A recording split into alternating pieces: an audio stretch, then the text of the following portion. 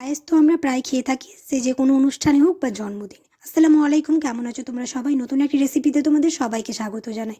আমার আজকের রেসিপি পায়েস। একদম ঘরোয়া উপায়ে তৈরি করবার খুব অল্প সময়।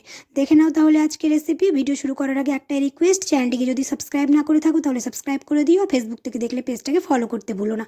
তো এখানে আমি 100 গ্রাম গোবিন্দভোগ চাল নিয়েছি, মানে ওই 2 কাপ। এবার এটাকে খুব ভালো করে ধুয়ে জলে ভিজিয়ে রাখবো 1 থেকে 2 ঘন্টার জন্য। অনুষ্ঠান বাড়ির মতো পায়েস কী করে তৈরি করবে আজকের ভিডিওতে সেটাই শেয়ার করব। তো এখানে কিছুক্ষণ ভিজিয়ে রাখলাম, খুব ভালো করে জল ঝরে নিয়েছি, প্রায় 2 ঘন্টার মতো জলে ভিজিয়ে রেখেছিলাম। এটাকে এবার মিক্সিতে বেটে নেব। অনেকে আছো ভিডিও দেখে চলে যাচ্ছ, সাবস্ক্রাইব করো না, অবশ্যই সাবস্ক্রাইব করে দিও। ফ্রেন্ডস আর ফ্যামিলির সাথে বেশি বেশি করে ভিডিওটা শেয়ার করে দিও, তাহলে আমার ভিডিও বানাতে খুব ভালো লাগবে। এই পায়েস তোমরা যে কোনো সময়ে বানিয়ে ফেলতে পারবে, একদম খুবই সহজে এবং ঘরোয়া উপকরণ দিয়ে করার চেষ্টা করেছি। তো এটা বাটা হয়ে গেছে, এবার দুধ বসিয়ে দেবো।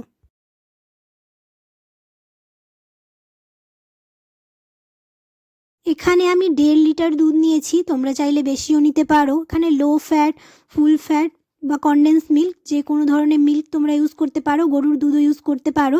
আমি এখানে প্যাকেটের এরকম লিকুইড দুধ নিয়েছি। এবার এটাকে খুব ভালো করে ফুটিয়ে নেব। এটা যখন খুব ভালো করে ফুটে আসবে তখন এবার মিক্সিতে যে চালগুলো বেটে রেখেছি সেটা এবার দিয়ে দেবো এর মধ্যে। যদি এখানে গরুর দুধ নিতাম তাহলে একটুখানি ফুটিয়ে ঘন করে নিতাম, তাহলে টেস্টটা আরও ভালো আসতো। আমার যেহেতু এখানে লিকুইড দুধ নিয়েছি, তো এটা তো ঘন করাই থাকে, তাই এটা ফুটে নেওয়া পর্যন্ত অপেক্ষা করেছি। ফুটে গেছে খুব ভালোভাবে দুধটা। এবার এর মধ্যে এখন চালগুলো দিয়ে দিলাম। এরকম চাল ভিজিয়ে মিক্সিতে বেটে নিলে পায়েসটা খুব তাড়াতাড়ি হয়ে যায়, সেদ্ধ করার আর কোনো রকম ঝামেলা থাকে না। তো এরকম করেই বানানোর চেষ্টা করি, তাহলে সময়টাও খুব অল্প লাগে। তোমরা অবশ্যই এরকম করে একবার ট্রাই করে দেখতে পারো, খুবই অল্প সময়ের মধ্যেই হয়ে যাবে, একদম ঘরোয়া উপকরণে। চাল দেওয়ার পর এটা খুব ভালোভাবে বলদ ওঠা পর্যন্ত অপেক্ষা করব। খুব ভালোভাবে এটা যখন ফুটে যাবে তখন ওর মধ্যে দিয়ে দিব হচ্ছে চিনি। তো এখানে তোমরা যে যেমন মিষ্টি খাও সেই অনুযায়ী দেবে। আমি যেহেতু 100 গ্রাম চাল নিয়েছি তার জন্য এখানে 1 বাটি চিনি দিয়েছি। যেহেতু আমরা মিষ্টিটা একটু কম খাই তাই কমই দেওয়ার চেষ্টা করেছি। এখানে তোমাদের পরিমাণ অনুযায়ী তোমরা মিষ্টি দেবে। আর এই শীতের দিনে এরকম পায়েস থাকলে খেতে খুব ভালো লাগবে। তো তোমরা অবশ্যই এরকম করে একবার ট্রাই করে দেখতে পারো। দেওয়ার পর খুব ভালোভাবে 2 থেকে 3 মিনিট ফুটিয়ে নেব, যাতে চিনিগুলো সব মেল্ট হয়ে যায় পুরো পায়েসের সাথে। আর এর আশা করছি আমার আজকের রেসিপি তোমাদের ভালো লাগবে। যদি ভালো লেগে থাকে তাহলে অবশ্যই ভিডিওটাতে একটা লাইক করে দিও। তোমাদের একটা লাইক আমাকে আরও অনেক মোটিভেট করবে ভিডিও বানাতে। খুব ভালোভাবে এটা মেল্ট হয়ে গেছে আর অনেকক্ষণ ধরে ফুটিয়ে নিয়েছি।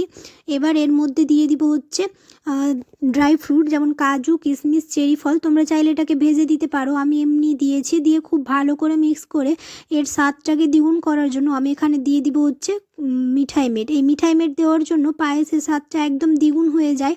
তো এখানে এবার মিঠাই মেট দিয়ে দেবো 1 থেকে 1.5 চামচ, তাহলে পায়েসটা খেতে খুব ভালো লাগবে। যে কোনো পায়েস বা ডেজার্টে এরকম মিঠাই মেট দিলে খেতে খুব ভালো লাগে।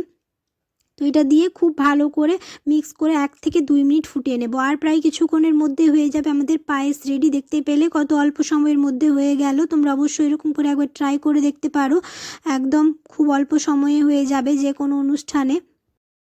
আশা করছি আমার আজকের রেসিপি তোমাদের বুঝতে কোনো অসুবিধে হয়নি আর ভিডিওটা ভালো লেগেছে। যদি ভালো লেগে থাকে তাহলে অবশ্যই কমেন্টে আমাকে জানিও।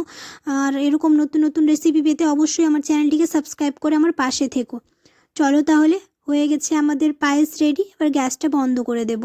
কেমন হয়েছে তোমরা অবশ্যই কমেন্টে জানাতে ভুলো না। দেখা হবে খুব শিগগিরই পরের একটি নতুন রেসিপিতে। সবাই খুব ভালো থাকবে, সুস্থ থাকবে, সাবধানে থাকবে। আল্লাহ হাফেজ। আর ভিডিওটা তো অবশ্যই